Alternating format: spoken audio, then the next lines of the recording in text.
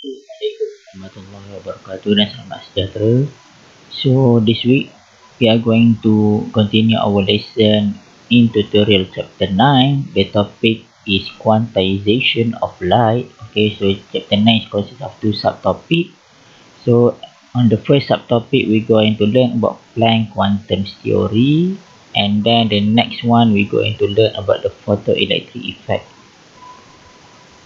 Alright, so kita teruskan dengan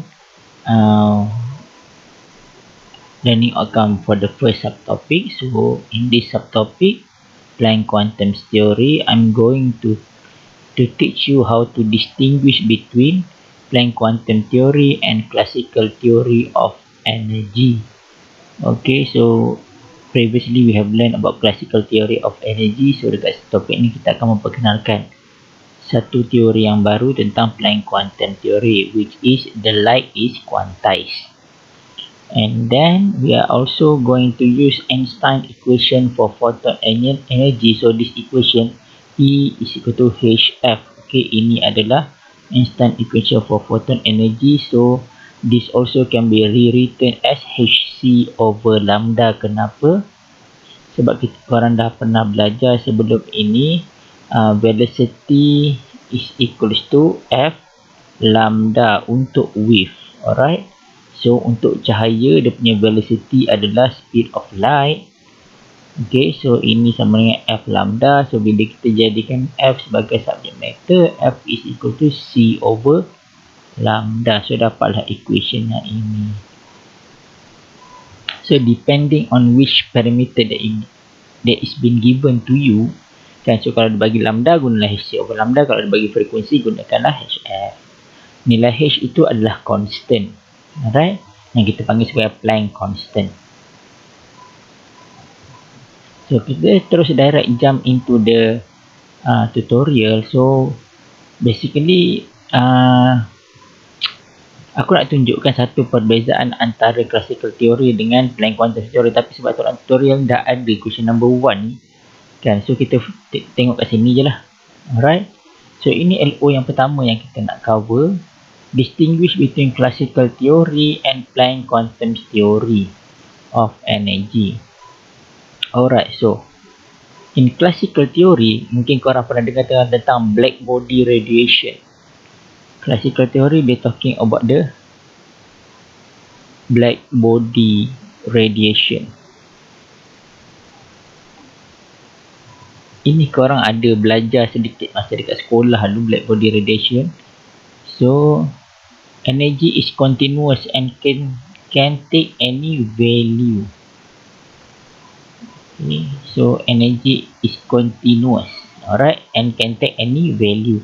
And energy is related to the amplitude or intensity and does not depend on frequency of wave. So ini kita cerita pasal energy of wave.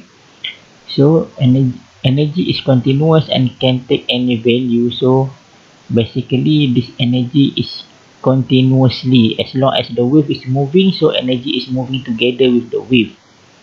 Alright, so and second one, energy is related to the amplitude or intensity. Okay, the higher the amplitude, the higher the energy, or the higher the intensity, the higher the energy. And does not depend on the frequency. But then the modern theory of energy, they suggested a different thing. Okay, so ni modern theory atau kita panggil sebagai Planck theory, kan. So dia cakap energy can only have discrete value of energy, have discrete value, so it's not continuous. Okay, and then the energy is quantized, can be calculated. So nampak beza, quantized kita boleh kira yang ini dia adalah continuous, and the amount of energy is infinite. Alright, so dekat sini kita kata energy is quantized and have discrete value. And the second one, the energy is proportional to the frequency of radiation. Okay, tak ada kena-mengena dengan amplitude and intensity, but then energy is proportional to the frequency of the ratio of the radiation. That's why kita ada equation E is equals to HF, yang mana energy is directly proportional to the frequency. This is the difference between classical theory and modern theory, ataupun kita panggil sebagai Planck's quantum theory. Alright. Okay.